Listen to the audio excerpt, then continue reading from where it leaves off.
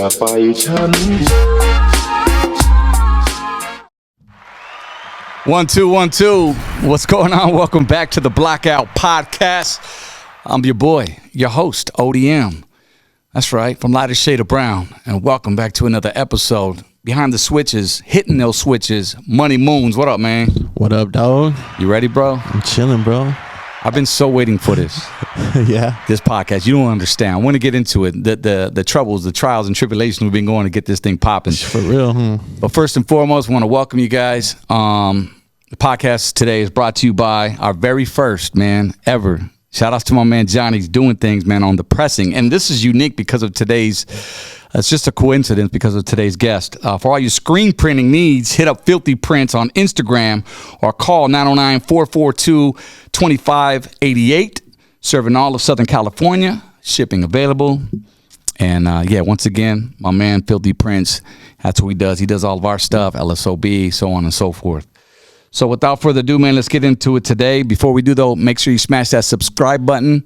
Turn on those post notifications so you know every time we upload a brand new vlog. We're also on YouTube. We're also on Spotify, everywhere, man. So please share this with somebody as well. Today's guest, it's not an MC. It's not a rapper. It's not an actor. You know, we've had everything A to Z, right? But we haven't had a millionaire yet.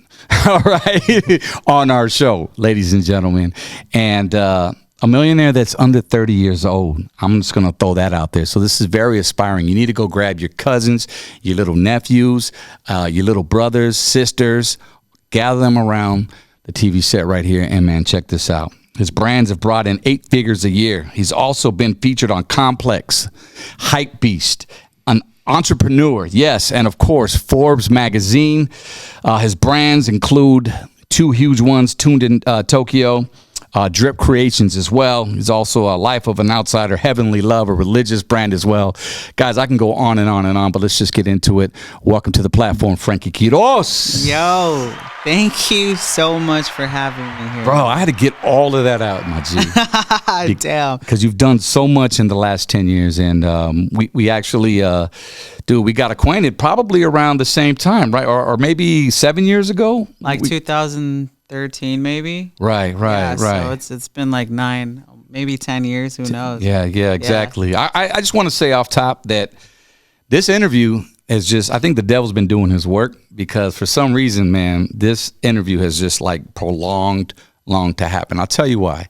2 weeks ago, my man was supposed to be on, right? But I got sick, you know what I mean? I had the flu. That's when Money Moons filled in for me afterwards. And here we are again. And some of my equipment, I don't know if you noticed, we got a different background here. And you're actually the first interview for this. What do you think, man? We got a little... Bro, you got to get it. You got to get it when you can get it. But... We were trying to like just to keep this thing going and make it happen. I wasn't going to cancel on my boy again, because I want him to know that I am serious about this, but I also want a nice setup for my man. But we got it. We got you here, bro. Now let's talk, man. Let's start from the beginning. Youngster in high school. I know you started working doing shirts, right? Or you showed an interest of pressing, right? Yeah, T-shirts. man. So when I was like 16 years old, I fell in love with like streetwear clothing. Not really entrepreneurship, because entrepreneurship back then wasn't cool. It wasn't sexy. But what I did fall in love with was like the LRGs, the Stussies, and all these different brands. It had a mix of like skateboarding with my passion of like, I don't know, art and graffiti. Right. So then it just kind of clicked. Like there was this fire inside me when I was like 16 years old. So I started off like anybody else. I mean, grew up here in Riverside, California. Hey, IE, let's go, baby. So that was something that I love to put on the map and always like try to brag about, that I came from this place. Right. And I'm just trying to inspire other entrepreneurs from the same area that I grew up in. But yeah, man, so I started selling shirts out of my trunk. I had this crazy dream of owning a clothing empire one day, selling shirts all around the world. And just never gave up, hustled my way for since 16, 30 years old now. So it's kind of crazy that I've been doing it for almost 14 years. And I didn't make my first million until I was in 2015. I don't know how old I was there. Well, I was going to ask you. I was trying to figure out your age, man. I know because you were a youngster doing it. I think when we met, you were like maybe 21 or 22 or somewhere around there. I was young. Yeah, for So I was sure. trying to figure it out. But I mean, even prior, just to, growing up, I mean, I know you spent some time here in Southern Cali, and it's very important that you mention IE, because a lot of cats come out of here and they have to gravitate towards LA. We always say that everything is happening in LA, and you got to be out there to make it. Is that necessarily true? Dude, so my thing is, like, I'm not afraid to claim where I'm from or talk about, like, Riverside, like everybody always talks about with California, they always like resonate with Los Angeles. But Right. to me, it's like I grew up half my life, my early childhood in Orange County, then the other half in Riverside. The reason why I claim Riverside, because it was like even half and half, is because Riverside was the only thing that was consistent. Because in Orange County, like, I grew up with separated parents, so Matter of fact, your parents, you guys, I think they separated at 3 when you were when 3 I was years old. 3 years old. Same here, bro. Oh, crazy. Same here. My mom raised me, took me in. She had custody. man. I think your mom. Yeah. took So custody. same thing. It's just like that single parent lifestyle. We're always moving. At the end of the lease, we're always out, either getting evicted or something. I don't really know. I don't remember too much. Yeah. I just know that my mom did a lot of shit when I was like young, and that kind of like affected the way I grew up in a way. I went to like 14 different schools. Nothing was consistent. Nothing was stable when I was young, up until I got to Riverside. So that's the only reason why I like to say that I claim Riverside, because my good years were here. This is where I fell in love with clothing. This is where I started my first street team, made my first T-shirt. And Right. at the time, I couldn't afford to like go to a screen printer. You just shouted out a screen printer. I couldn't Right. afford to do that. I didn't have that money. But what my pops did, he built a wooden press for me. It was Your like pops the built most- that? It was the most ghetto thing ever. It was my best friend and my dad. Literally all of us put it together, made out of wood. It was a wooden press. You had to Hey, that's what you call a DIY. yeah, you had to put a brick when you put like the screen down. You had to put a brick and squeegee. It was like the most ghetto thing ever, but it got the job done.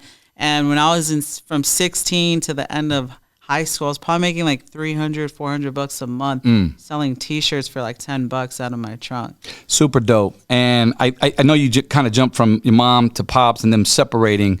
And so you grew up with your mom in Orange County, and then you grew up with your pops out here in the IE. Is that fair to say? Yeah. Pretty much. Okay. And you lived in Vegas for a little bit, didn't you? I lived in Vegas for a year, so that was like before I came to Riverside. It was like a year or two, then Yeah. I came straight over here. So Before there you was a found lot your of- dream and There was just so much moving, man. Yeah, like nothing was stable. So I bet making friends was kind of like, it's kind of like a military brat, so to speak. Pretty like, much. you grow up on the base with these military Yeah. kids, and then sooner, 6 months down the road, you're going to another state. So at the time it sucked because you're always a new kid, and when you're the new kid, it's at the beginning you're like shy. Everybody looks at you, and like you have this feeling of, I don't want to be cool with you because in a year I'm not even gonna fucking know you. Like, Right. I'm gonna be out. I'm gonna be gone. Which So I had damages that. both emotions. It Yeah. damages both. So I never had a best friend. I never had like a childhood friend or something to cling on to. Like I always like see all these people that grew up in the same house. They got trophies on the walls, of family pictures. Right. Nothing like that. Right. There wasn't one family picture that I have. Like it was just always on the go. So military lifestyle. But when I look back, the reason why I networked and the way I am today, like exposed to all these different cultures, I went from rock from Orange County to hip hop in Vegas to like underground hip hop in IE. So it was just a bunch of different like cultures that I was exposed to, and I used all that shit in my clothing. Right. I feel like my whole life like kind of was set up for me in a way. In your room, because I know we all got either sent to our room because we were in trouble, Yeah. no TV, whatever. We've all been there, right? I mean, shit, I just sent Elijah, my 6-year-old, to this room. I literally pulled his TV out the other day because, he had a issue with saying some cuss words, you know what I mean, at 6 years old. But sometimes you got to do that, you know what I mean? I got to avoid the hand sometimes, but it is what it is. I'm old school, but he's got to grab onto something. Like I would gravitate towards, music. Was there what was in your room? Did you grow up on comic books? Was it something that you gravitated towards? Mine was alone time. It was for sure just skateboarding and art. Yeah. Like I fell in love with art at the time. Graffiti tagging was such a big thing in my era. And I just felt like combining clothing and that was it. Like, I didn't grow up with sports. Right. Music, I always loved music. I mean, all types of music. Yeah, you man. mentioned Like, rock, hip hop. every What fucking- was you bumping in high school? Do you In remember? high school, Yeah. for sure, Kanye, Lupe Fiasco. Okay. Like, I mean, that was my era. It was the Kick Lupes Push, makes and all sense. that. Yeah. So it's kind of like all tied in together. But I mean, you got Wu-Tang, like everything. You can. Right. Method Man was like I loved Method Man Okay, like, at okay. the time. During my era, that was like the whole 50 Cent G-Unit stuff. That was That great. was my Yeah. era, like middle school, high school. That's when they were like really popping. Yeah. But You went to school at the Norte Vista. yeah, Novi. So that's our rival. I went to school at La Sierra. Oh. But I ended up moving next to Norte Vista literally for 20 years. I bought my first house there. So you were, nice. that's why I was trying to figure out your age. 'Cause I was like, I wonder if Frankie was walking across my lawn, man, one day, coming over to school because, dude, like, well, JoJo Street, if you know, Riverside area, that's literally, there's Arlington, and then you come down, I'm telling directions, not to my old pad, but it's a staple. And then there was JoJo, the first street right there, Okay. man. And kids would just walk on my shit all the time. And I was Yeah. wondering, if Frankie was one of them little badass kids who walk on my grass. Maybe, I don't know, man. Like, Did I didn't get in too much trouble in high school. I grew up with gangsters. All my family from my pop side are all gangsters, getting Yeah. locked up in and out. So, I mean, I didn't grow up with role models. Yeah. There was no role models, like nothing at all, man. Right. The only thing I had was, I'll tell you what happened. My mom's side is a little bit more successful. They're made out of like entrepreneurs, so there was a little bit of that. But I started watching like MTV, and on MTV there was a show called The Hills. I don't Yeah. know if you remember this shit. It was The based out of Hills. OC. right? I think I don't know. I Yeah, think yeah, it was yeah. LA or OC Hills, Okay. Anaheim Hills. I don't fucking know. Okay. But I was like, they're going to dinner. We don't when we have dinner like in a Mexican Hispanic household, we usually eat inside. I have been eating inside the whole time. Right. But I saw that they would go to these fancy restaurants and eat dinner, and then the houses, the cars that they drove. I was like, what the fuck? There's this whole other world outside of Riverside. Right. And I'm like 15, 16, soaking in all this like stuff from this show, and I'm like, oh, there's more to this world. Like, I don't want to end up here. Right. I want whatever I want. Like, I need to be able to have it. I want exactly what they do. So was it a on that materialistic thing you were going after?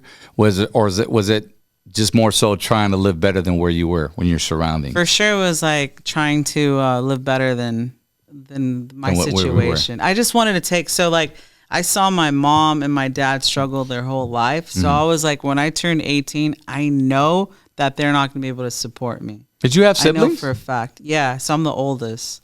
How many? So since they're separated, it's 2 brothers on my dad's side and Yeah. 2 sisters on my mom's side. It's kind of Okay. weird. It's like perfect split. Yeah. Blended family. And I'm the oldest of both families. And but the thing that was like, I felt like I was the one that needed to kind of change that direction of Sure. my family. I needed to take care of my mom. I needed to take care of my pops. Most importantly, I needed to take care of myself. Yeah. This is the truth, bro. Everybody talks about motivation, the Tony Robbins and all this other shit. My motivation was my parents were broke. I was broke, and I didn't want to fucking end up the same way that they were. Like, they came here, they did everything that they can to set me up, and I wasn't the most book smart person, but I knew how to like get away, think outside of the box, Creative. connect the puzzle pieces enough to like understand that there's potential of me actually making it with whatever passion that I have. Now let me stop you right there. Now every person has a dream, has an idea. Starts with an idea and a want to do. But you also got to have some type of talent. Whatever it is, whether it's singing, producing, drawing, doing what you do. I mean, how did you realize, man, I'm talented at this? I'm actually good at what I'm doing. So my talent came early on. My talent was I understood consumer behavior, which is like digital psychology. I grew up when MySpace was popping, and I understood that this was a way to communicate with people. I can reach people all around the world. So I never looked at social media to me as a consumer. I have all these apps that all social media is on my phone, but I never use it for me to like look at other people's shit. It's always me using it as a tool to promote something or learn to adapt my business to it. So since I was a kid, Right. so since the early MySpace days. So I feel like my talent was always consumer behavior, like understanding like how people act, what they love, what they don't like, and then creating things for them. So that was my talent. And like, yeah, I have a talent with when it comes to clothing as far as like patterns, the way things look. Because you the design overall most of your aesthetic. graphics, Yeah, right? for sure. For your designs. And Yeah, those are some did. dope ass shit. Like I remember when we first linked, you started out with Feather Brand, and I Yeah. started rocking some of the Feather t-shirts. I come through, my man hooked me on a couple care packages, and we even had you on 99.1 KGGI local Yeah. station here at the time. Back in the day, we brought you on, and I think you actually went to a couple of our events with me, Yeah. and it was just all love because at that time, you was already networking, man, with the Feather Brand and whatnot. Yeah. So like that was my first official like company out of high school. That was like in high school was bootstrap. Whatever I can scrap up, whatever I can do to make money and sell whatever t-shirts. It was like 1 or 2 colors max. I couldn't afford to do any other colors because we were doing a wooden press. Yeah. So you couldn't do 2-3 screens. You could only do 1 or 2 colors. Right. But I finally had a real job outside of high school, and that's where I created Feather. So I was like, okay, now I'm working for Angels Baseball at the time. Okay. And I'm stacking some bread. So What was your job placement at Angel Stadium? I was a wardrobe assistant. Okay. How old were you? Like 19. Assistant. I've seen photos of this cat's like material, man. Angels. First of all, me and Moons were Angels fans. You know what I'm saying? yeah. Fuck what y'all saying. I don't give a fuck. We'll get there. It's been a while, but we'll get there. But out of OC, of course, it makes sense, you know. And then you just happen to fall in their lap, and you started designing all kinds of cool shirts and stuff, man. But how did that job come about? Really quick. So the security guard at Angels Baseball, his son was buying all of like my clothes. Like I think it was Feather or maybe like something else that I did. And that security guard told my soon-to-be boss about me. Like, hey man, there's this kid. He's really talented when it comes to clothing. Right. You guys need a spot. This guy can put. Oh, and like my ex-boss, that guy that hired me, he was prepping me to take his job. So like I was the perfect person, and that's why they hired So me. he had a plan. He already had a motive. He had a plan. He was trying to like mold me to his position because he was the wardrobe manager for Angels. Everything. So you guys don't know this, but I don't know if they still do this, but back when I was working for Angels Baseball, you guys think that these players have 10, 15 jerseys ready to go. Yeah. But they only have 2 of each. So when something rips, someone has to sew it, patch it up, clean it up. They're taking them to the dry cleaners every single day, sometimes twice a day, getting everything patched up. So like that's what I used to work on. I used to work on like patching stuff. And the coolest thing that I ever did for Angels, I remember, was this digital like camo print. I told them to add that in there. I saw made a that with the letters. Yeah, and That I shit did was that. fire. So I did that, and they approved it, and they ran with it. So it was pretty cool. That was the coolest thing I ever did for Angels. You know what's crazy is I mean, I'm not a fashion expert, but camo will never go out of style, right? Nah, it never does. Right? Never It's does. like fucking fire flames on a fucking motorcycle. Like that shit, it's like, it's America. It's here to stay. And then it's hip hop too as well. It brings a little edge to it, which is what you grew up on, you know, based off the music and whatnot. But that's dope. So Angel Stadium, you're working for the Angels, you know, whatnot. But then soon you leave that job. And tell us why. I remember like it was yesterday. This was the craziest thing ever. So at this time, I have Feather and I have my apparel manufacturing business. So the apparel manufacturing business, I'm making like $1,000 a month from on the side. And I'm like, okay, I add up all my bills. They're around $1,000. Can I make this leap of faith? Can I quit and do this full time? This is the scariest thing for any first-time entrepreneur. And was Angel Stadium your first job ever? That was my first job. Go So ahead. I've only had one job. Go ahead. I know it's kind of Not a bad gig, man. I know my girl always makes fun of me for that. Right. But yeah, so I'm about to make the leap of faith, And I mean, I kind of I should have did it a better way, but basically, like, my business partners were telling me, bro, we're gonna be successful. You got this. We're making more than enough. Your bills are around what we make anyways. You're gonna have to take that leap of faith. Mm-hmm. We had a big meeting with like Hit Boy the following day. Yeah, shout out to Hit Boy. And at this time, it was either go to work or go meet up. And I just texted my boss, and it was like probably like 8 o'clock at night, 9 o'clock at night. Yeah. Hey, I'm not gonna be able to come back in, and I'm gonna have to put in my 2 weeks. I won't be able to come back at all. So it was over one meeting, like that was the yeah. That was the kicker right there. Well, yeah, because at this decision. time we're making like clothes for every every up and coming rapper that you can think of, and Yeah. I'm like, look, it just keeps coming, and So you knew already at that point it was on. yeah, it was like, and now it's going from like virtual text and doing all of our internet stuff to Hit Boy wants to meet in person. This guy Kid Ink wants to meet in person. Tyga, and I'm just like, okay, like what am I doing at Angels? I gotta quit.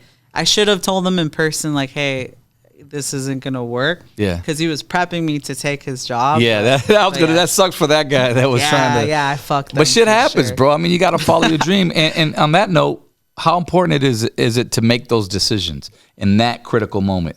It's crucial, like there. I mean, you already like, because I know that you have a master class that you mentor or whatnot, and we'll get into that a little later. But at that very moment, you know what I'm saying? Talk to the audience and the young entrepreneurs out there, like making that decision. Is there a certain point you wait? Like, do you wait for those calls to start coming, then you quit? Because you took that leap of faith and you took it. Yeah, you don't want to jump off the Titanic, and head into the ocean. You want to make sure that there's another ship waiting for you. So like, I made sure that there was another like thing for me, another stream of income that was going to take care of like my bills at least. Now I was eating like shit. $1,000 a month isn't a lot at the time to like live on your own, pay your bills, pay your car and all of your expenses. So I had to like eat sandwiches, cup noodles, the whole thing, you know, like eat like shit. And you have to at the beginning. How many were in your squad at this point? 3.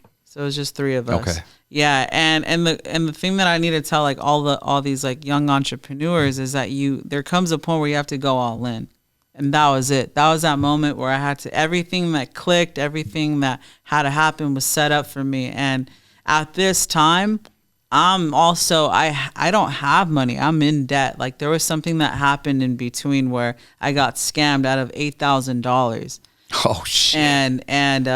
And so it was a huge leap of faith. Like, yeah, I was able to make $1,000 a month. That was going to cover my bills, but I also took a risk because I was like, my bank account was like negative $8,000 in debt at the time. So I feel like every entrepreneur needs to understand that there is some sort of risk. And that's kind of why I've made it this far, is because I was able to like take the risk, but it was calculated. Right. I was like, I know worst case scenario, I'm going to be able to pay my bills, not live on the street. And even if I have to sleep in my car, if I really want it, I got to fucking do it. This just kind of sounds similar to like a Gary Vee conversation or something, like, Probably. I mean, I don't know if you follow Gary Vaynerchuk, but like the dude is just, he puts that all the time into, especially youngsters, dude, quit fucking spending money. The money you got, you're going out, you're spending it at the clubs, you're doing this and that, whatever. Save when you could be working on your craft. Yeah. Right? Every dollar, every penny went back into my business. Every single penny. I couldn't have a girlfriend because I was ashamed. I lived in a 1-bedroom apartment in Fullerton, and it was like jail cell style. I have pictures, man. 4 twin beds. Like 4 twin beds in one room, and we were all sleeping there. My whole squad was in there. And there's 3 of you. There's 3, but my cousin was living with us too at the time. Okay. So there's 4 of us total. Okay. And we're all splitting the bills, and so I couldn't bring back any girls. I couldn't like go out, and every dollar was getting invested into my business. So at this time, when you're 19, 20, 21, this is your fucking prime. This is where you got to go out, party and stuff. But I was so focused on what I needed to do to build my business that I was willing to sacrifice. And all the cats were the same age as well, right? Yeah, we're all the same age. I wanted to touch, because and again, I know you explained this in your class, but at this point, when this is kind of the beginning stages, would you say, of what you're going to become later? Yeah. And there's 3 of you. How do you decide on who does what? Is it based off of what they're good at, or is it just, I need you to learn this and I need you to learn it fast? So it was the opposites attract for sure with business relationships.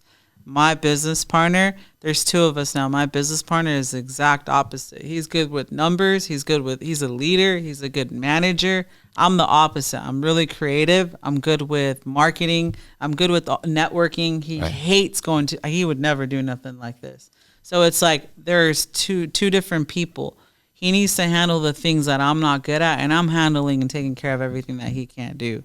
So it's just the perfect relationship. And that's how I chose those business partners. They were good at certain things that I wasn't good at. And these were cats that you grew up with? No. So one of them was my cousin at the time. There was 3 of us, and the other one I didn't grow up with. I just met him through mutual friends. And I was like, damn, this guy's really good with freaking numbers. He's good at managing. I don't even know what overhead is at the time. So he's like using all these terms, and I'm like, dude, he has it. He already had the verbiage down and everything. For sure. Like if I need to do business meetings, if I need to negotiate with someone, contracts, this is my guy that I need to handle these things. I just got to be the face. I got to be the networker. I need to and when it comes to numbers, talk to him. Right. So that's what it was at that time. So he was more involved with like grabbing the sponsorships, or did you have any of those at those times? Deals, yeah. The deals, yeah. The deals, like landing down, like kind of closing the deals in a way. Okay. I was the one that sparked him. Then I connected whoever with him, and he kind of closed it. And that's what it was. So you're living in Orange County, and you got this apartment for your school. Now, did you have because I remember when I first met you, you were down in Orange County at this little office right down the street from Angel Stadium. Yeah. Were you there at this point? Yeah, so that's what I quit into. So you came literally like probably a month or 2 after I quit. See, y'all? That was the office. And he still remembers me, and he's here today. Hello. Let's go. Bro, like that, when you came, that was like the beginning of the rest of my life, pretty much. Let's salute, bro, because we haven't cheers yet. How rude of me. We should have did this 15 minutes ago. Cheers.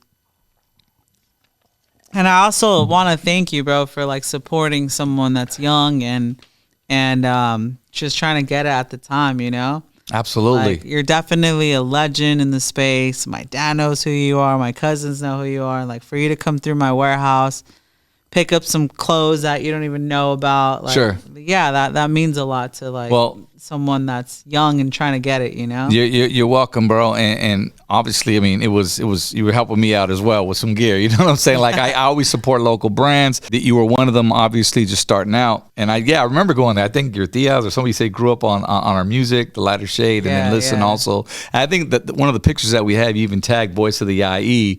And that's what I was doing. And it meant a lot, bro, because I see the youth, and this is where it's at. And our job as the older vatos, you know what I'm saying, is to, if we've done anything, is to share and pass down. You know, for me, it would be music to somebody, or just life in general. We've lived these years, but bro, I mean, you had that shit already popping. You know, I saw it. I remember walking into your store, and you had the office to the left, and then you had your gear to the right with your hats, and you took me in there, and I saw you behind a desk like this. You had your little MacBook or your desktop. Yeah, the early. And you guys were just going at it. And I think you had a warehouse in the back, didn't you? We had a screen printing machine and an embroidery machine. How big was that spot? Like 1,200 square feet. Okay, that wasn't very big. My warehouse right now is 30,000. Okay, well, we'll get to that. But hey, shout out to the 30,000 plus square. Those are goals right there, Moons. And we want to build our sets in a square footage like that. But so where do you go from there, man? From that spot. But how long were you there before you said, what's up? Yeah, I was there for like about maybe like a year, and then little by little you just grow out of spots, and you just go from like 1,000. Isn't that amazing, to though? like 5,000 to 10,000, and we skip from 10 to 30. But a lot of things happen throughout the time. Like my whole passion wasn't making clothes for other people. That's what paid the bills. My dream was to have my clothing line and everybody supporting and buying around the world. Right. At this time, I quit Angels to do apparel manufacturing, which was going to fund the dream. So I wasn't making enough money from Feather to quit. Feather was just kind of supporting itself. Right. So throughout this time, I'm building this business to fund my passion, my real dream. And sometimes you got to do that. Like, you got to do whatever it takes. Always put back into your business. And the cool thing about how far I've made it is I've never fucked anybody over. Like, there's people that have made it this far in my life, and they've gone through massive lawsuits, fuck people over, do people dirty. I've never done no bad business. So in my mind, when I started this apparel manufacturing business, it was literally just to start and fund everything that I was really passionate about, which was making my own clothes. Your own brand. Yeah. So with Feather, this was like my first time ever doing anything like that. I had no limitation. I had all the money that I needed to like fund that business. The problem why Feather failed was because I couldn't identify who my customer was. In streetwear and clothing and in fashion, it's very diverse. I had white people, black people, Mexicans, Asians, hip hop, rock people, surfers, skaters wearing my stuff. So when I was trying to do marketing, I didn't understand who to target. So where I shifted in the big, was that because, I'm not to cut you off, was that because you just designed something that you wanted to do, like this is and everybody's gonna buy it? So at mentality, this time, it was more like, okay, it's what we feel is everyone's gonna love. Got it. And since I grew up in so many different types of culture, I just gave it to everyone. And that was the problem, that I didn't niche down. I didn't find my category. Like with you, when you were doing music, you didn't do rock. You didn't do all these sorts of music. You were like Hispanic, Latino rapper getting into the scene, and that's your niche. I didn't do that. Basically, you can say you're a hip hop artist talking to the whole world. Right. And that was the problem. I couldn't identify, and my customers couldn't identify like what type of brand that we were.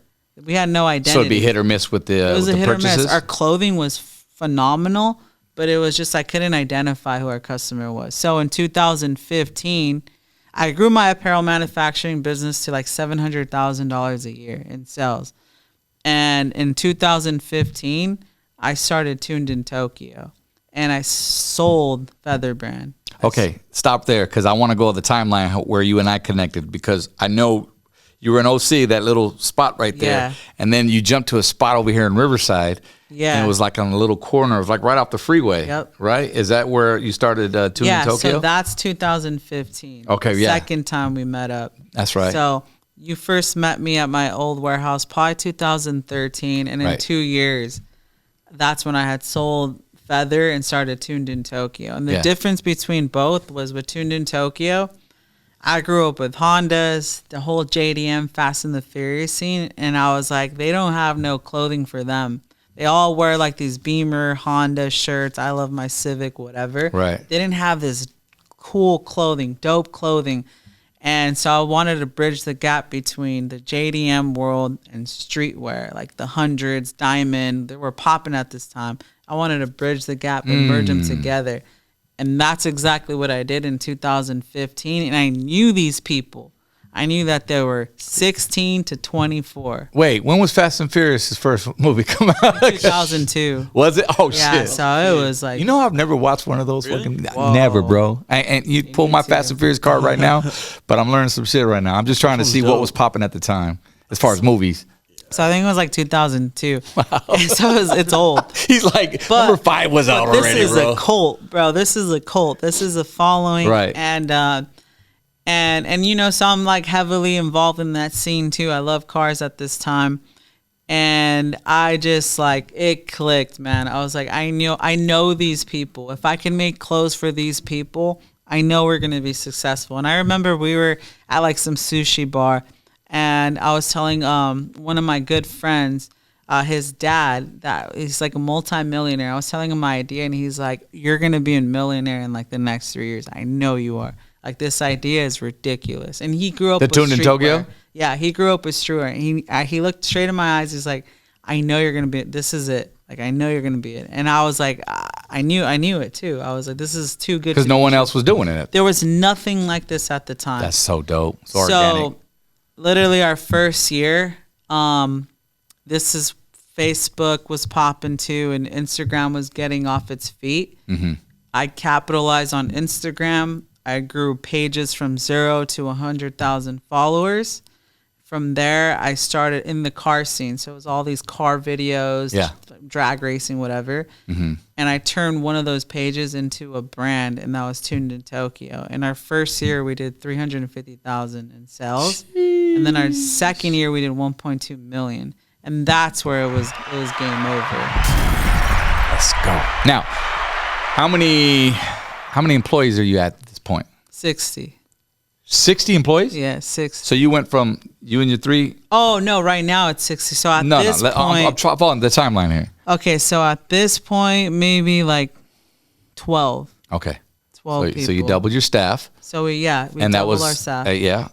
And at this time, we have that place in here in Riverside. Mm-hmm. We have machines, screen printing. Square footage was bigger, obviously. 6,000 square feet. Okay.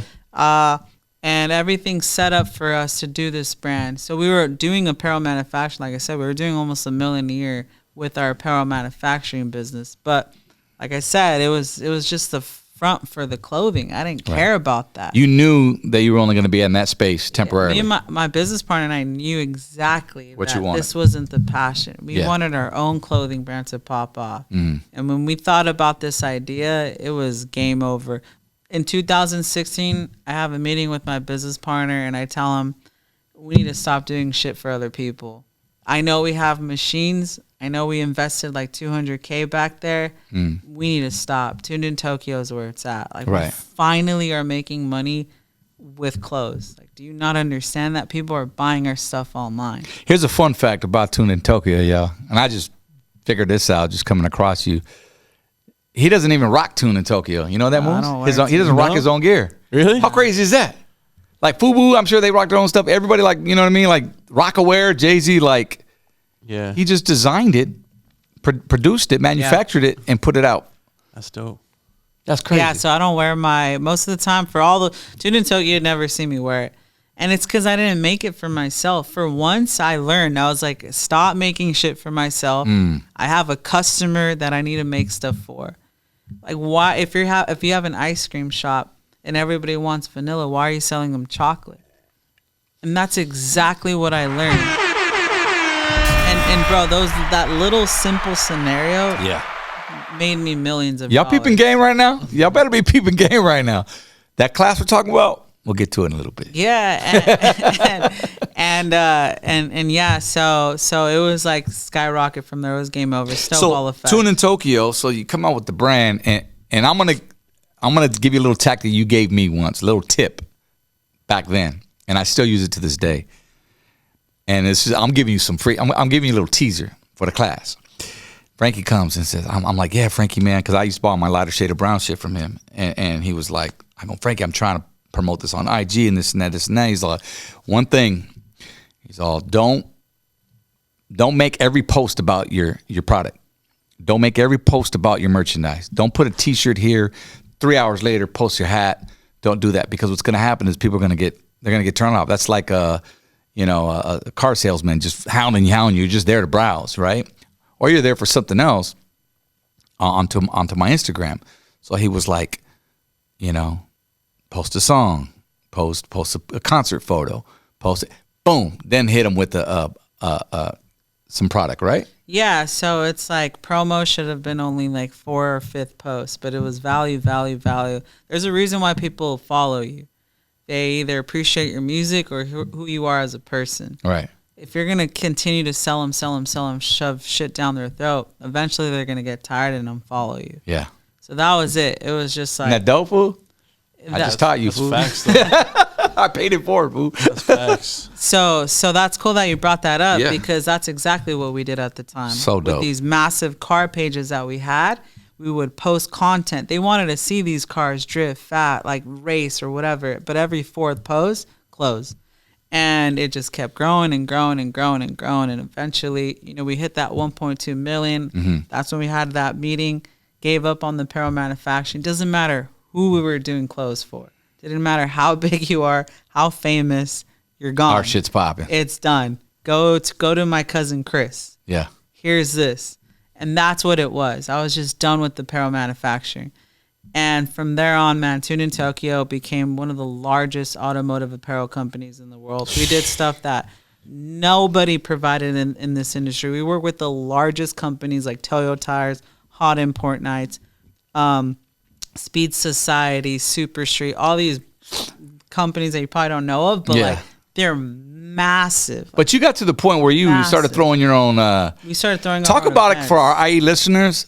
The car show you threw at NOS Center or NOS. I'll tell you the story. So we got to 2017. This is millions later, and in 2017 we wanted to meet these people in person. Yeah. Like, we come from I come from a place where stores were popping, retail was popping, and this whole time we're selling stuff online, and I've never met our customers. So I'm like, we need to do an event and start meeting these people in person. Right. We rent out the NOS Center here in San Bernardino, and it's like $100K because we rent out the whole thing. It's a huge investment. And I remember this was our first event, and I was talking to really big companies that throw car shows, huge car shows. They've been doing it for 20 years. And I get a text message, I still have it, and the person's like, hey, stick to your clothes, no one's gonna show up. And Ain't that some hater shit? I hit him up so we can do this together. He's an OG, he knows this. I don't know how to throw events. He has all the cars, the models, and stuff like that. And I just want to share the wealth. They've seen what we've done online, and tells us, hey, stick to your T-shirts. You're not a promoter. And that, guys, I'm telling you, I have videos of all this. 7,500 people show up that day, and over 700 cars show up to show their car. All at the Angels. The NOS Center. So total amount of people. I'm like 7,500. Maybe more because of the cars. All the people that showed up in the cars. How much ticket? I think like $30. Okay, do the math. So it's pretty crazy. Haters. But what was cool though was that it was so popping. It was one of the coolest shows ever in the car industry. Right. The coolest thing was I finally got to meet my customers, and we had a clothing booth there, and we did like $150K that day in sales in person, Holy just swiping. I had my girl, her mom, my friends, their brothers, just swiping as many cars as possible. The line was ridiculously long. And this was for Tuned in Tokyo apparel. Yeah, Tuned in Tokyo. Wow. So not only do you have the event, Tuned in Tokyo, did you call it Tuned in Tokyo? Yeah, it was called Tuned in Tokyo. And then you had the apparel. It just made sense. I mean, why wouldn't you walk away with a So from there, t-shirt? we were like, okay, we need to do events plus sell clothes online. So now you're hiring another team just to run your events. So we would throw 3 events a year, plus we would have our own clothes online, our clothing brand. And our whole warehouse, we got rid of all our machines. It's all boxes now, stock. It's Tuned in Tokyo. Yeah. So the dream came true in like 2016 officially. Like everything was just about clothing. And this is after how many years you designed? 10 years. I started when I was, actually it's like 8. Well, I started 2008. 2016 had been how many years? Since I started selling shirts out of my trunk. Oh, okay. 8 years. 8 years. Okay. Not bad, man. Not bad. So it took 8 years. Most people give up in 3 to 6 months. I was going to say people quit usually when the first year, second year. Yeah, I didn't quit. Like I just didn't quit. I think that's part of it. I just never gave up. I have a thing where it's like you get so good at what you do that people eventually respect you for it. You know? Yeah. You do shit for 10, 15, 20 years. You're pro at it. Doesn't matter how famous you are, how much money you've made. You never quit, and you're so good at what you do. So that's exactly the mentality that I had. And man, Tuned in Tokyo is definitely like the biggest thing. I mean, we're still out. We're still breaking records every year till this day. Out of the 8 figures that you're bringing in a year, how much of that is Tuned in Tokyo? I would say like almost half. Half of that. And then Drip Creations. That was I don't mean to jump, but what is Drip Creations? So Drip Creations happen randomly. So we're running the game with Tuned in Tokyo and Drip Creations in 2019. My sister, she's living with me, and I have a pretty big house in Eastville. We have a casita, and in the casita, she's customizing Nikes, selling them on Etsy, making over $100K a year. And I'm like, it's weird because my younger siblings don't really like to ask me for help, and they don't like to brag or talk to me about business. It's really weird. I think because they want to do things on their own. They're very independent, which is fine. It's understandable. That's cool. Yeah. I didn't know she was making that much money, and she's living with me. And at this time, like, I go in there and I see all the amount of orders. I'm so busy, so I never go in there. But this time I go in there, I see all the orders that she's getting in, and I'm blown away. I'm like, is there anybody else doing what you're doing? And what is she selling again? One more time for the record? She's customizing sneakers.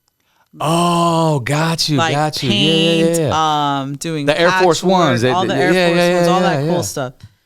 Over 100K a year on Etsy. She showed me her Etsy account. She's like, yeah, I'm at 124,000. And I'm like, what? Like, how long you been You said doing it, bro. this? It's You're living with entrepreneurship me. is in your family. It's your mom's side, right? I'm just blown away, man. And I tell my business partner with Tuned in Tokyo, I'm like, hey, bro, I think we have an opportunity. Nobody has done this. Profit margins are there. Price is there. I believe I can scale this into something that we would never thought of. And it's crazy because 3 months before that, or 4 months before I found out she was doing that, we were thinking about starting another brand with shoes. Okay. We didn't want to do clothing no more. We wanted to do shoes. We wanted to How do ironic something is that? nobody was doing. Yeah. And here she is customizing Air Force Ones, and it was beautiful. It was like heaven sent. Guys, it was game over, man. So what's your relationship I mean, like? at this time, think about all the experience that I've had, all the shit that I've been through. And we skipped a lot, but I just want to say to everybody that's listening that I had no role models, no investors, nobody was supporting me. No friends. No friends, pretty Really? much. No friends. No one was really supporting me. No handouts. Nobody shouted me out. No celebrity. Every celebrity from Bone Thugs to Tygas, they all wore my stuff but never shouted me out. No love, nothing at all. And I made it that far. And no money. Like, I had no money. It was pennies to dollars and just kept growing and growing, reinvesting. And so I had all this experience on how to build a multiple 7-figure business without all the glitz and glamour and the heavy investment. So when we started Drip, we did the same thing we did with Tuned in Tokyo. And all those last 10 years of my life, hustling and grinding, it finally made the results. When we started Drip, we made some accounts with Nike. I got my way around it where we could order 100 pairs for every single account with Nike that we had. And next thing you know, I was able to get an account that was successful with Nike where we can order thousands of pairs. Right. And be able to scale this business. And we did, with Drip, we did 4.5 million our first year. I'm laughing because that's some crazy shit right there. We man. went from 0 to 4.5 million. So we surpassed what Tuned in Tokyo did in 1 year. Yeah. Its first year, but Tuned in Tokyo at this time was probably 3 years old. So we were in our eyes, it was like, okay, this business is 3 times, 4 times bigger. I was going to say, would you say it was the product that was bringing in those numbers or the demand for that type of? It was the uniqueness that there was nothing like. It was custom. Everything's custom. People have been customizing shoes for years, but they never build a brand around it. And they were customizing brand. It was IP with IP, Louis Vuitton, Gucci with the Air Force One. With us, for the very first time, it was our own designs that we were doing with the shoes, and it wasn't easy. It took 4 months to figure out a way to not have to paint these this art on one the by shoes. one. Yeah. What we created was this, and all the screen printing, all that crap that we did in the past was experience on why we succeeded. Pay attention because now. We made decals that you put on the shoe, you heat gunned it, and it melted into the shoe, and it looked like we painted it. So that's how we were able to sell hundreds of pairs every single day. Wait, is that where the idea for the hydro dip exactly. or is that? Am I saying it right? Yeah. So where cats are doing that nowadays. So yeah, we trendsetted everything. And fire, you getting fire. So 2019 was one of the best years ever because now we have a secondary business that's doing better than our current business, and we have these two empires that we're growing at the same time under one roof. Yeah. And that's why in 2020 we had to move out into that huge warehouse. Okay, so let's talk about that. So when you left Riverside, that warehouse, where were you? Did you go straight to your 30,000 square foot? Yeah. Okay, where's that based out of? Corona. Okay, so you're still in Corona. Yeah, Corona. Oh shit, man! We always stayed in the IE. Stay with the roots, brother. Yeah. So is your sister in with you there as well? Yeah, she's my business partner. Okay. She's chilling. She's straight. Now, how many employees are you at now in that warehouse? Like almost like 60. Man. Yeah, but it's everywhere. It's not just in the person, but it's like we have so many employees everywhere, all around the world. Yeah.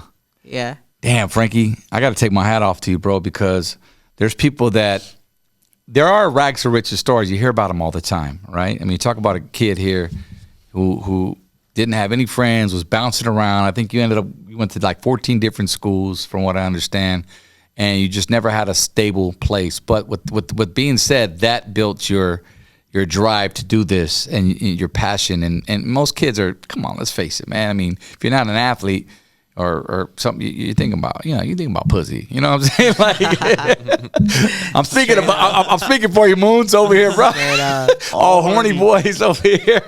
And your hormones start building. But it's very rare where you'll come across somebody who's really passionate at that young age, where it was almost like, I think you quoted, you said, I blamed everything on money. Yeah.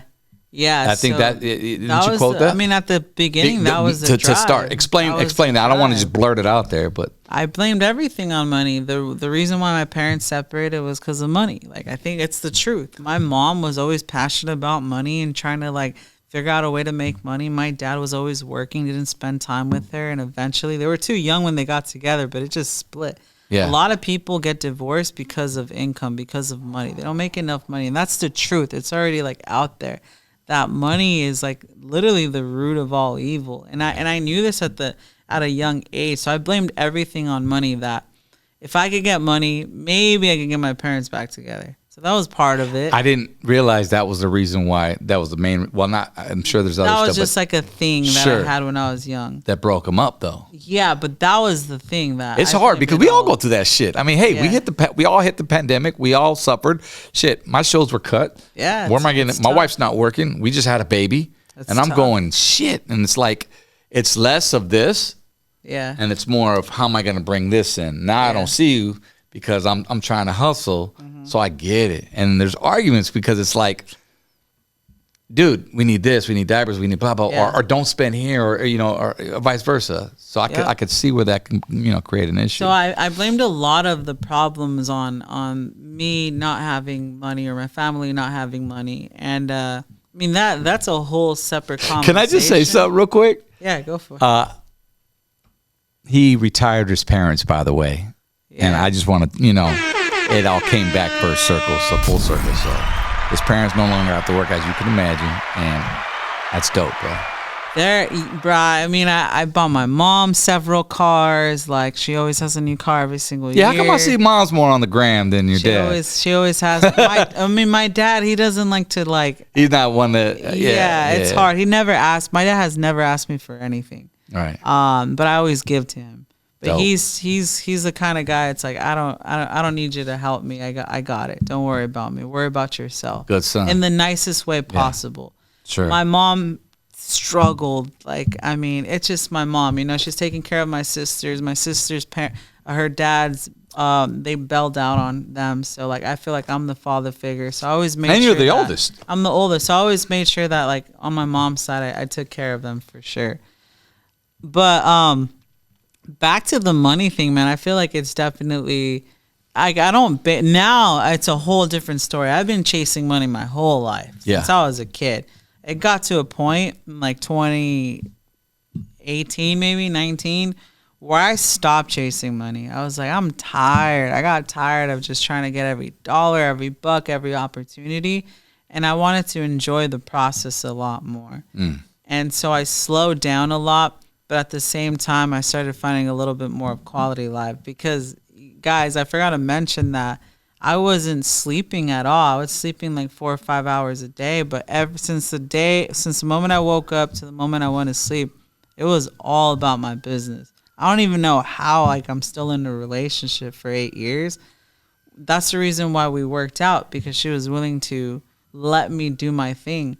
If I wasn't able to do my thing, then I don't know how I would have ever been able to be in any relationship. Well, for starters, that's how you know you got the right girl. Yeah, for sure. She ain't jealous. She ain't tripping. She knows you ain't out fucking around like most. And, you know, she believed in the dream, obviously. Like you said, she let you do your thing. Damn, bro. Your business is as big as you are. That's your quote right there. That. That's your quote. I love that shit right there, bro. So, what's the meaning behind that one? So your business is as big as you are, or your passion, your whatever is as big as you are. So like the more you learn, the more you earn. Like it literally changes. Like I feel like everybody, as you progress, as you get better, you take on a new identity. I wasn't the same Frankie I was 3, 4, 5 years ago. I'm a new Frankie that I am today. I have a new belief system, a new way of living life, a new way of making money. And I feel like your business will always be as big as you are. So this has a lot to do with me chasing money. I was always chasing money, every single dollar. And that was the problem. I was making a lot of decisions based off money. And I get it. At the time, at the beginning, when you don't have money, all your decisions are based off money. At the beginning. There comes a time where you have that opportunity to make that shift. And I made that shift where it's like, I need to get smarter. I need to learn new things, new skills, how to do different things that can grow my business. So at this time, when I learned that, I was doing everything I can to invest all this knowledge and wisdom into me. And what happened was my businesses started growing more and more and more every year. They were chasing me. Money was chasing me. Because you hear that saying, I hear more now. Don't chase it. It'll come to you eventually. Like, I mean, it doesn't come to you, but you like your business catches up to you. Still to this day, I'm way too smart for my business. I'm too big and too smart for my business. The numbers aren't adding up. And I felt that the more I learn, the more I grow, the more I network, the more opportunities that I get to just grow and grow and grow as a human being, as a better human being, my business is trying to catch up to me. Right. So your businesses will always be as big as you are. If you're a deadbeat piece of shit person, your brand, your whatever it is, your business, your passion is going to be the same thing. It's going to be a piece of shit, good for nothing, and no one's going to support you. See that shit right there, bro? Like, it really matters, because you could be an asshole with money, too. You know what I'm saying? That just shows what kind of person you are. And furthermore, I kind of question how you got that money if you an asshole. You know what I'm saying? Because it's hard to work with people being an asshole. There's so many people out there like that, but, you know, I can't really question them. But I think that's super dope, bro. Here you are now, 30 years old. You're talking about your girlfriend of 8 years. Now, I just heard somebody might be getting married soon. Yeah, I'm getting married November 12th. Woo! After 8 years. Yep.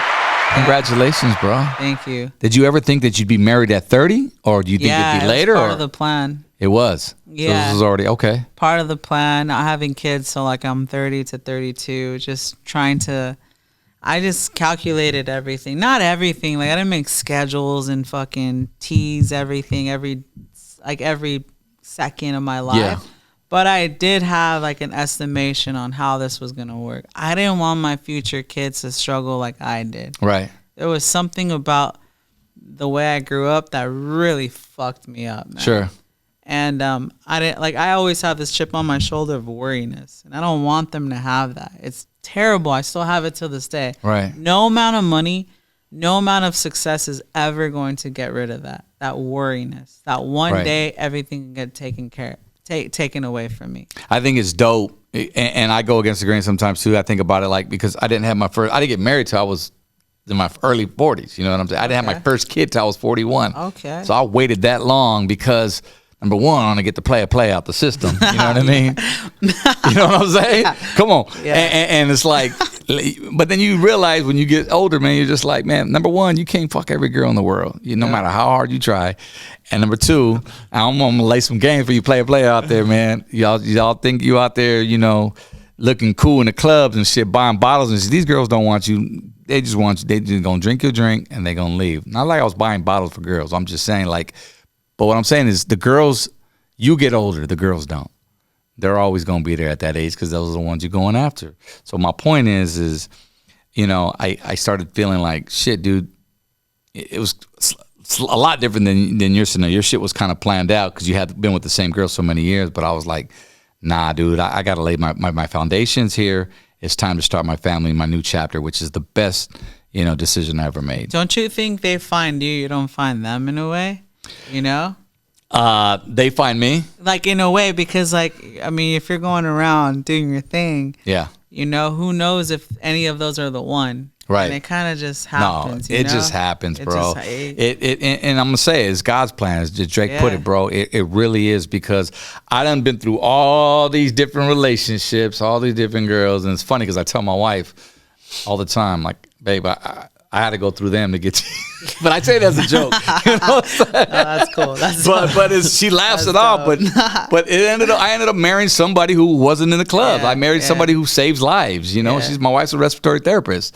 So I already took a liking to that because I'm older. We're 13 years apart. If I ever fucking turn over and stop breathing one day, she's gonna give me resuscitation. She got me. And she was home. She was very family oriented. So it worked out. You just know. Yeah, so that's been a big plus. Like I said, she supported my whole journey.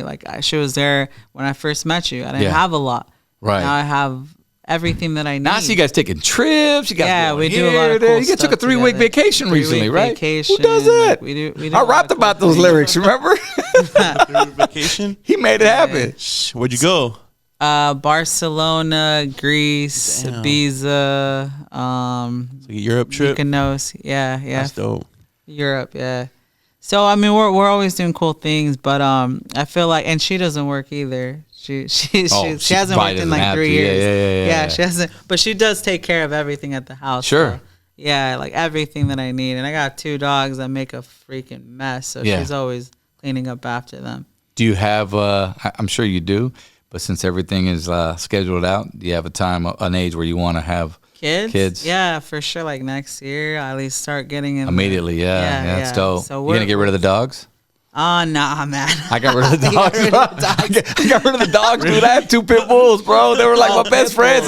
We had to go. Yeah. I have 2 little dogs, man. Little Shiba Inus. I don't got pit bulls. So. Hey. Why'd you get rid of your pit bulls? Cause motherfuckers making a mess. And I got kids on my couches now. I don't need more making a mess. Yeah. See, my kids were the dogs. That's what my wife said. Now, we ended up moving in an apartment for about a year, and then we settled out and we bought our house. But dogs couldn't come with, but nah. That's cool, bro. Everything kind of checked out and worked out for you, Yeah. I love that because this is the thing we didn't talk about.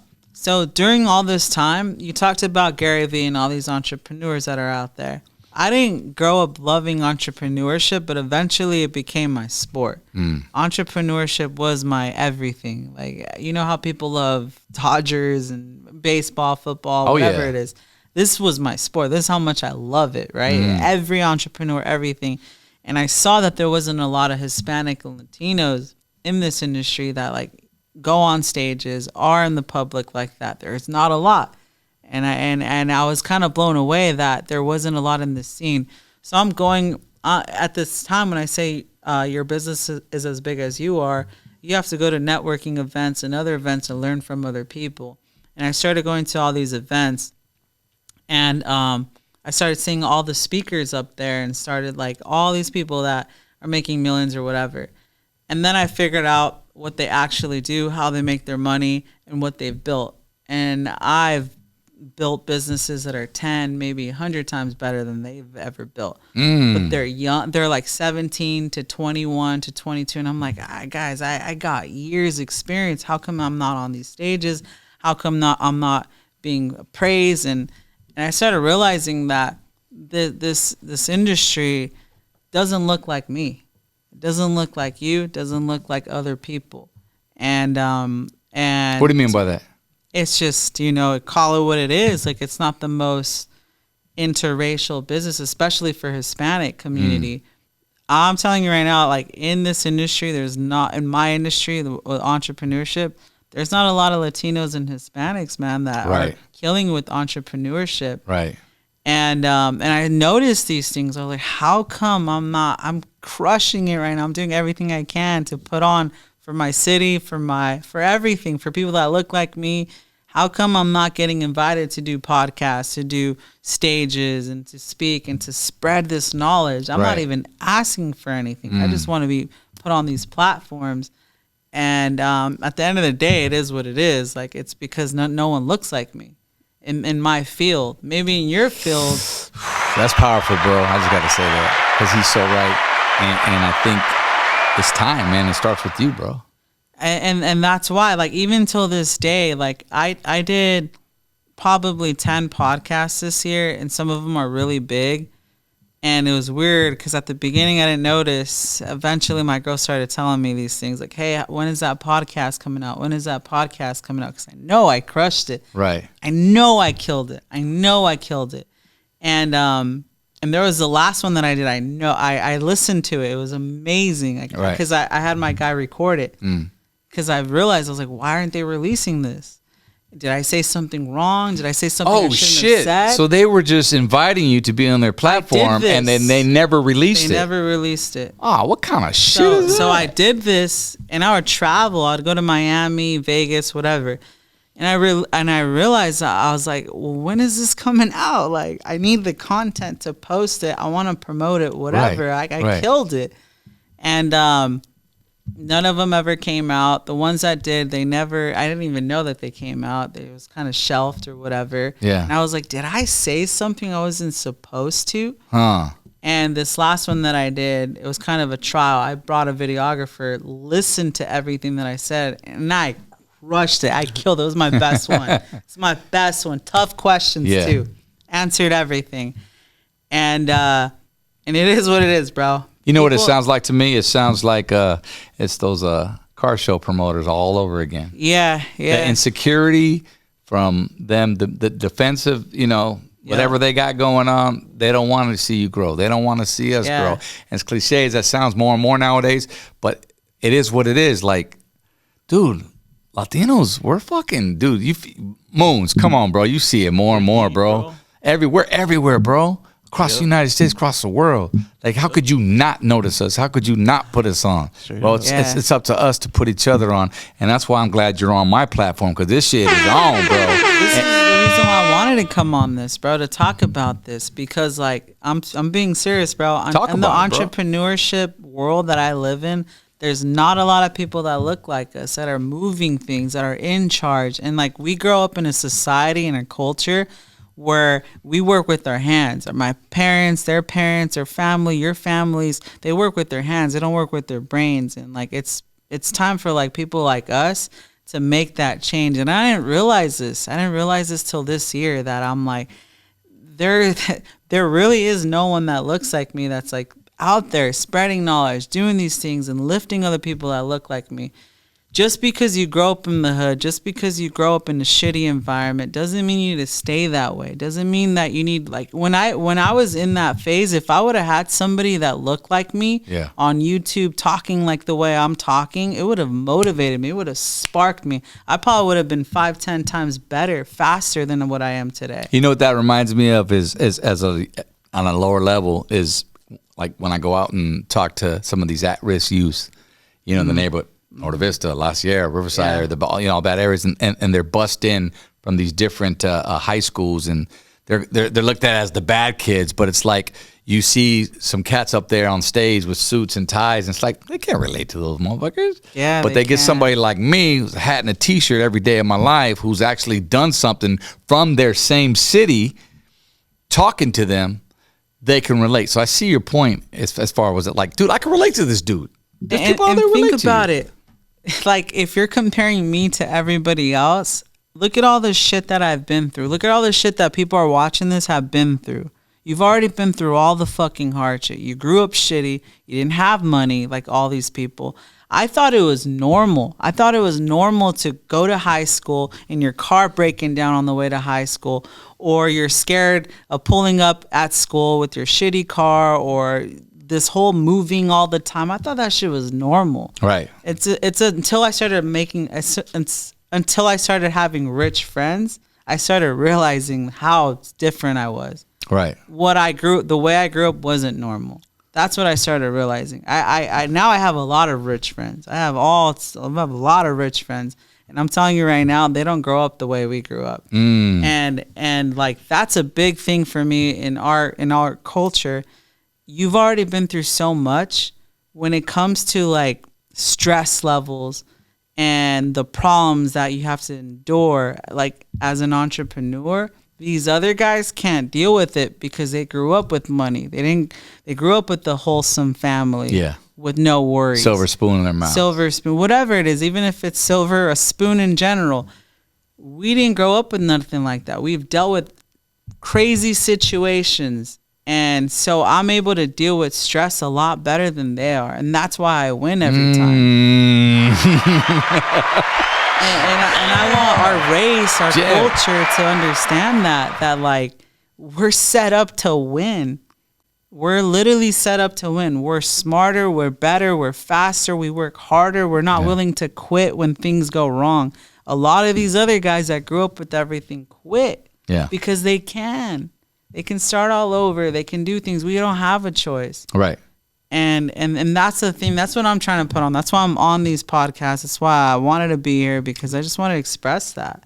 Well, that transitions into my next subject, which is the class we've been talking about, man. And I know now you've started designed a class based off of all the years of knowledge that you've accumulated throughout the years with this such thing that we're talking about.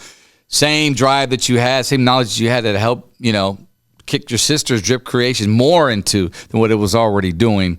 And now you're putting it into a master class. Let's talk about that real quick. So I thought about like writing a book or whatever, and the best thing to do, I'm a visual learner. I have to learn when physically, like somebody like talking and showing me what they're doing. Yeah.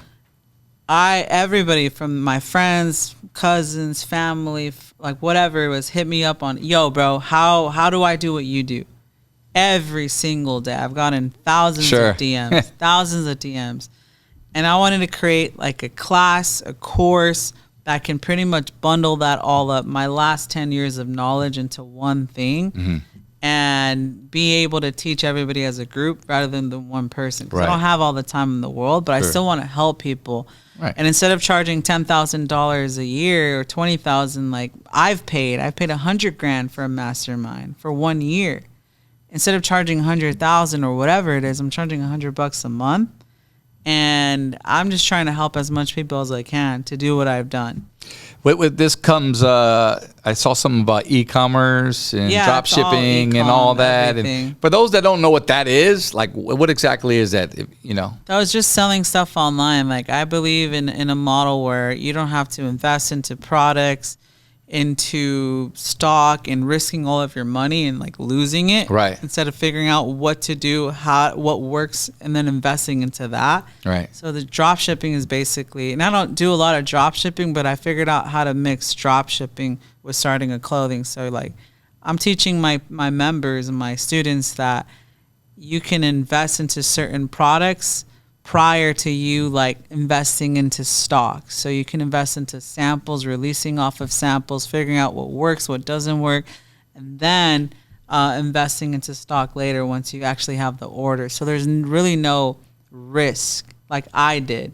You know? Now drop shipping, what's the definition? Drop shipping is literally like you're selling products that you have no inventory of. So this would be like Walmart or Amazon products or whatnot. Selling like all those different things. Okay. Yeah. So it's not really your own products, but you're selling that, and you're essentially a marketer. You're a marketing machine, and you do all the marketing. They do all the fulfilling. Right. And so I see a lot of these on YouTubers like, hey man, I made 10,000 No, they didn't. a month, and subscribe to my class because you could be just like me. I'm driving around Rolls Royce. Is that all bullshit? no, it's all bullshit. That's for the birds. It's all bullshit. I'm gonna fell for that shit during No, the it's all- pandemic, dude. It's all bullshit. So I can't sit in my house and make 10 grand a month. No, you have to put in work. There's no automation, no automatic machine. You have to literally put in your blood, sweat, and tears, just like I did. If you're not willing to sacrifice the rest of your life, a lifetime commitment to start your entrepreneurship journey, don't fucking start it. Right.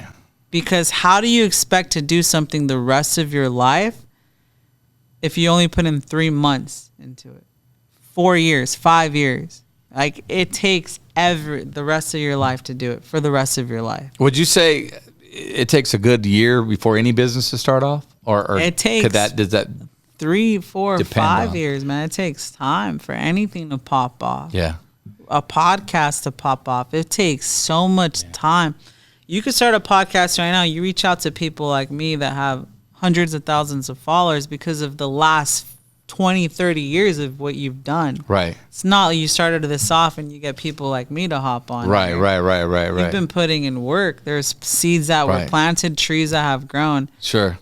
And I appreciate that. Yeah, it's not relationships overnight. is what it is. It's- well, his relationships aren't based off overnight.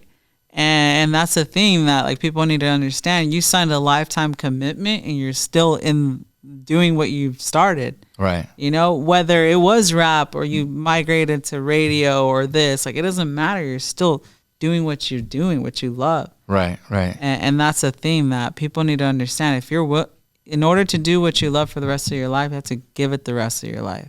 There's no automation, no way of investing into No a certain overnight thing. success. That doesn't exist. And then guess what? If you take shortcuts, your life's gonna get cut short. You know, you're gonna lose all that money pretty quick. So would you recommend like someone going online and doing the research, maybe listening to podcasts, to educate themselves while they're driving instead of listening to music, like to help your knowledge? I mean, you Yeah. did some of that, right? Guaranteed. I didn't listen to, it sucks. I know you're big on music, but I didn't listen to music for like 3 years straight. All I did was listen to podcasts and people that like motivated. Now, if you're a rapper, listen to every rapper that's successful. Listen to what they've done. Do the blueprint.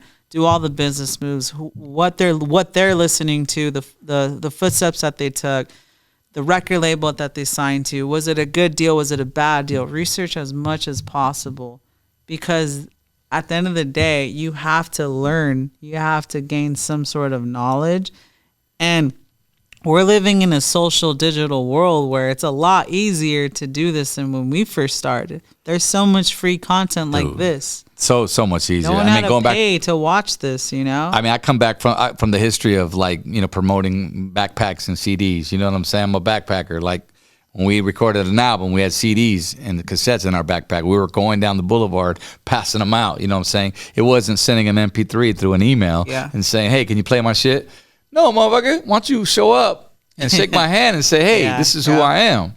But I also get it because, it's like it's the difference between spinning on vinyl and spinning on Serato. Like, I also don't want to carry 20 crates either. You know what I'm saying? Like, I'd rather just have my shit in one little, computer. And I mean, everyone's living in such a easier But it's easier world. to get to your point. Yeah. Now it's saturated. Everybody's doing it. Like That's a great point. 20 more thousand rappers than there were back then. Right. But at the same time, it's the one that understand like this world that we live in. Like honestly, at the end of the day, it's marketing. You learn how to do marketing and sales, you'll be fine for the rest of your life. Like that's like the number one trait that I was probably born with. Right. And consumer behavior is like at the top of that. But marketing, understanding how to use these platforms as a tool, not to consume, look at fucking girls all day long, models. Like, bro, I had to mute every single fucking model. Speak on it. And like Tuned in Tokyo, all of our models are girls. These hot girls, fucking. You know what's funny? Tuned in Tokyo back in the day meant like the Tuned in Tokyo. It's crazy. All of them. I mean, I had to mute every single model, every single like person that I know isn't really benefiting me, because the only content I want to consume needs to like motivate me, bring me up, Right. inspire me, or help me in a way. These are tools. This digital social world is a tool, not so. You either got to be a consumer or producer. Right. It's up to you. Man, I'm seriously considering taking I've already have, even my wife, that taking your course. I shit you not, because I can't get you in this room again probably for the next whatever. You're gonna be on your fucking honeymoon before we know it. You're gonna be gone. You're gonna change his number. You're gonna do this and that.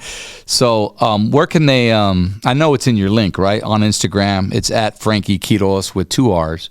And it's in your link in your bio, Yeah, right? so follow me at Frankie QUIROZ, QUIROZ, on Instagram.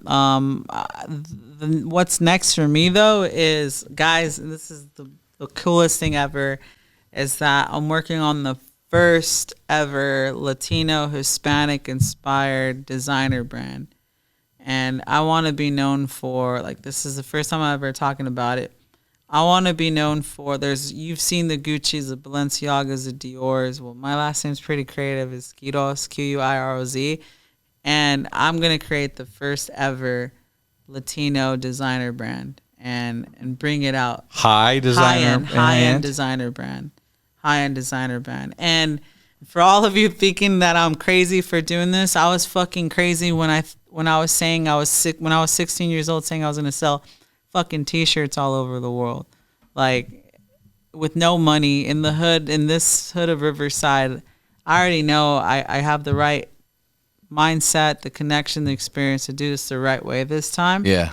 And I feel like I'm going to build the biggest brand that's ever been built for someone that looks like me, man. Yeah. I think that's super dope, number one. It's already been proven, tuned in Tokyo. You talk about a brand you don't even fucking wear, but you know what your consumer wants, and that's exactly that's factual. Like, it's in the books. It's already, your income is crazy, man. 8 figures a year, but that QUIROZ brand, bro. And the thing about it is, Latinos, we support everything. Yeah. We buy fucking everything. Now, if you ain't in that lane, then, maybe this, hey, instead of y'all be trying to buy Louis and this and that, and which is another conversation. I forgot who else I was listening to, and they were talking about people think because they were in Gucci, they were in Louis. It's like, who are you really giving the money to? Just because you're trying to live up to these standards, you're who are you trying to really live like? Yeah. And what I mean by that is, it could be a race thing, like growing up. Come on, bro, we grew up in the hood. Like, the Güeros had those flashy cars. Yeah. So am I trying to live like the whites? I'm gonna say it. Yeah. No, I mean, blacks, brown, whatever you are, you may have that feria and you're spending it, but is it because we're trying to live like white America? I said it because I heard it from someone. I'm going to get that quote and I'll share it. Who I read, and I went, when I heard that, I was like, damn, that's pretty deep. It is what it is. Like, yeah, at the end of the day, I'm just trying to like do what I do best, and I feel like I know how to build a real empire. I've already done it twice, and there's nothing like this as a high-end brand of somebody that looks like me, and I feel like I can put on for our community. Why I'm complimenting it, because so many kids are like, shit, I'm gonna spend money. I'm gonna support on my own. Exactly, man. And I know it's gonna be quality. It is, for sure, and I just want people to understand that this doesn't happen overnight. You're going to have to work so hard. You're going to have to give it all that you have. But one day it clicks, 2020 was a rough year for everyone. But for us, it could have been a bad year. We took opportunities, and it was our best year that we ever did. We did almost 30 million in sales in 2020. It was ridiculous. We literally were printing money. And in 2021... it was capitalizing on everything that we did for 2020. So, like, things are always going to happen. Life's always going to change. But I feel like if you just keep grinding, keep your head down, don't let your ego. Like, I could have been a cocky motherfucker a long time ago, But it doesn't matter. Like, I'm always going to be me. I'm always going to be real. Doesn't matter who you are, how much you sell. Like, the people that I admire, bro, are the people that have scars, been through shit, don't necessarily have all the money in the world, but just never gave up. Right. Those are the people that inspire me. It's not these fucking multi-millionaire people that, you know, have all this, everything that I want, that I've ever like dreamed of. It's literally the people that fucking just never gave up. What was the post? I saw a post and you captioned it. It said something like, I'm glad you said my money changed, in so many words. My money changed, but it didn't change. I'm just happy that it didn't change the person that I am. Yeah. And I thought that was so dope. It's like for somebody to get to that level and still be humble like that. I mean, because like you said earlier, money is the root of all evil, even the love of money. Humble me real quick. Doesn't matter how much money I have. Mama still bust out the chocolate. What's up, boy? They don't care. And my girl doesn't give a fuck. Yeah. She's not flashy. She doesn't care about Louis Gucci designer. She doesn't care about nothing like that. The flashiness that I'm the flashy one. I'm the one that wants the nicer things. She doesn't give two shits about any of that. And I feel like I have all the right people around me, not the yes men, all the no people that kind of just like keep me grounded.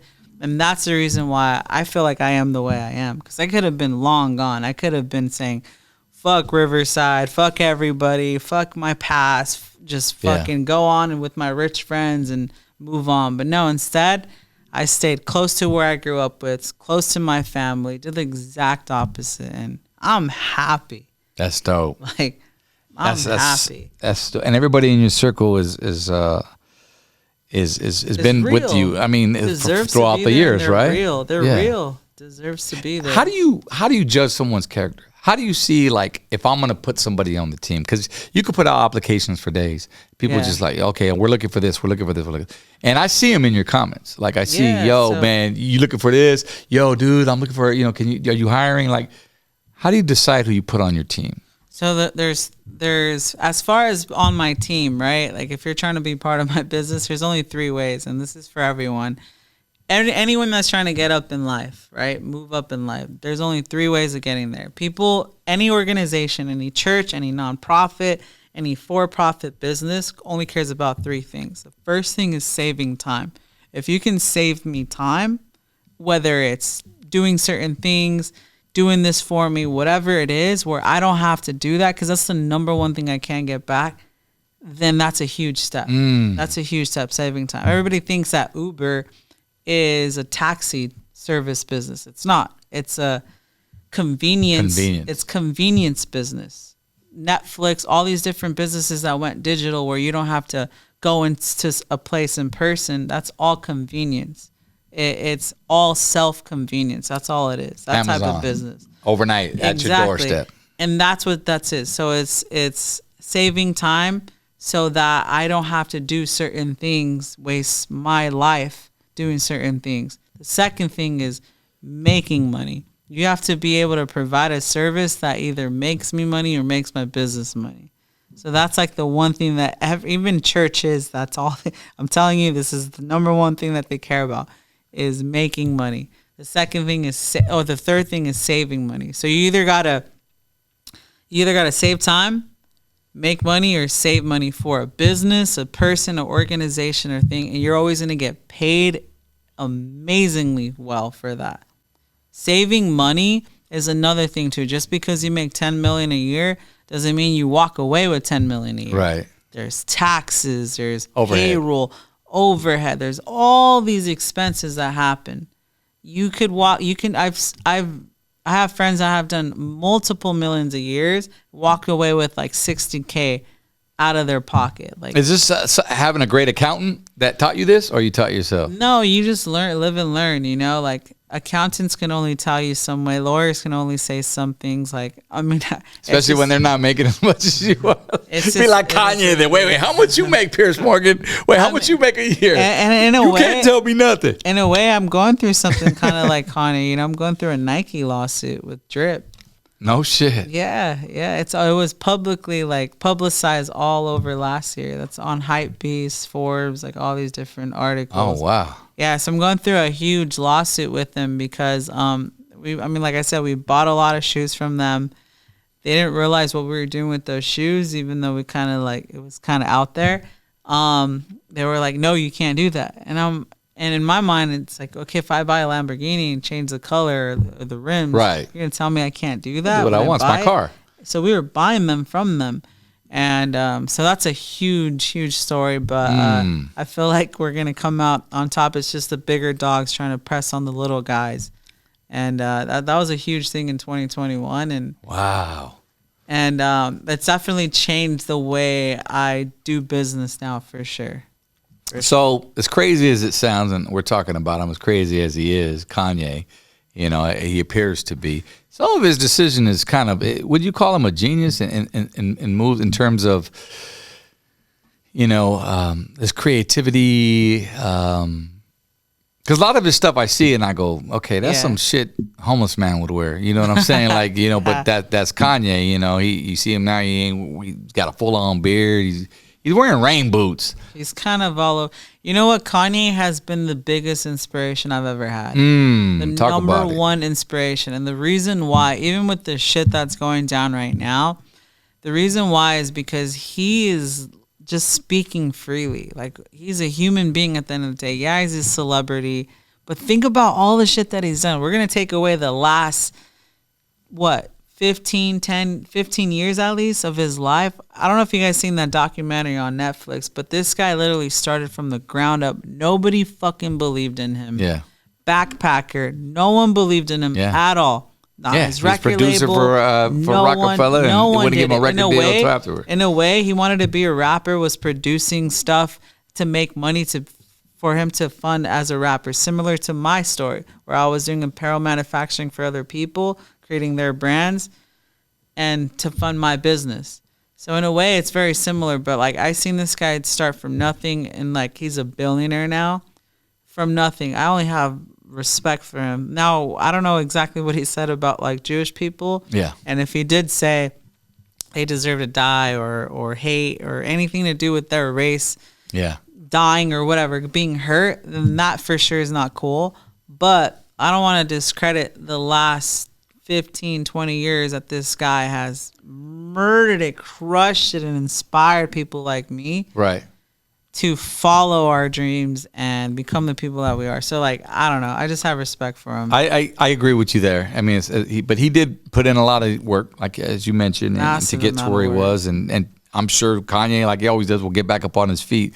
It was just like, even like last week, he immediately, after he got dropped from Adidas and several other companies, he walked into Skechers, and they immediately just turned him down because I don't know if he knew or not, but they were saying that Skechers is owned by Jews.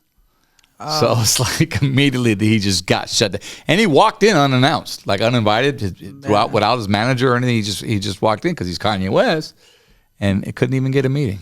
I mean, I don't know what he said, but like he is a black man, and look at what he's done in this life. He's became a billionaire. Like he's a black person, a black man. I give so much respect to that person. And maybe he said a few things that he shouldn't have said. He probably should have kept his mouth shut. But like, come on, guys, we gotta probably respect him for him to speak freely. Like, he's a human being. He might have said shit that might have hurt. But did he do anything illegal? Did he kill anyone? Did he like physically assault someone? So we're gonna did he harbor young girls at his apartment? Like R. Kelly in Chicago. He was a pedophile, trial charged. There's a bathroom right there, R. Kelly. I'm just saying. You know what I'm saying? Like, that's my point of view on censorship and cutting ties. Is like, let's not fucking hang someone from everything that they've built because of some shit that they said online. If he hurt someone that's Jewish or killed someone and he's going through a trial, gets accused and goes to jail, then fuck yeah. Yeah, I think we're just talking freedom of speech here. But freedom of speech, I mean, people have been saying shit for the last 15 years that we probably shouldn't have said. Right. You know, go check your fucking Facebook post 10, 15 years ago. Pretty sure you're going to regret a lot of shit. See, that's why I don't get as famous as you, man, because I don't want my old shit to be dug up, you know. I live in Corona, my little pool, my little family. and rock some QUIROZ gear later on. Man, Frankie QUIROZ is in the building. Let's go, y'all. Hey, man, I'm so excited to have you. Is there anything we have to talk? I know we touched upon your master class, and whatever you guys need to know. I'm calling it a master because you go become a master, but it's a brand mentor master class is what it is. There you go, man. Frankie QUIROZ, thank you so much for coming on the podcast, bro. Is there anything else we need to push before this man heads to Vegas and goes to his bachelor party because he's getting married November 12th to his wifey, you know, the love of his life for so many years, which is such a romantic story, bro. It's crazy, like low key. You know what I'm saying? That's super dope, bro. It doesn't nothing get to push, man. Just like congrats on your podcast. Congrats on everything that you've done, man. Appreciate you having me on here. And yeah, whenever you need anything, you got my number. Just hit me up, brother. Thank you, brother. This is the beginning right here, bro. You stay humble, and I can't wait to get 200, 300 episodes in, bro, and we just cooking, man, because I take the energy that you give, bro, and that's why I wanted you on my platform, because not only the fact that we've known each other, or here or there. It's not like we're best friends, but I kept up with his legacy, man, and I applaud you for everything you've done and where you come from, and the fact that you're from IE, and that just goes to show that anybody else, any other kid from this area can do the same thing. So gracias, bro. Congratulations. Thank you. And I'm happy we got to celebrate, bro, before the bachelor party. You know what I'm saying? Bachelor. This is the pre-bachelor party heading to Vegas. Be safe out there. And I know you're going away on that PJ. I just want to take some poke. Y'all don't know what PJ. I ain't talking about PB&J. I'm talking about PJ, private jet, motherfuckers. All right. This guy right here, let that be an inspiration to you, and a man that doesn't let money get to his head, but he stays humble with it. So Thank you. hey, if you haven't already, please hit that subscribe button, smash it, share it. Share this episode especially, man, for those that need to hear it, because it was very inspiring also to myself as well. And at the Blockout Podcast, make sure you guys follow and keep doing that. Oh, by the way, shout outs to Frankie once again. It's at Frankie QUIROZ with 2 R's on Instagram. And check out that masterclass, all right? We up out of here. Hey, yo, Moons, take them out, bro.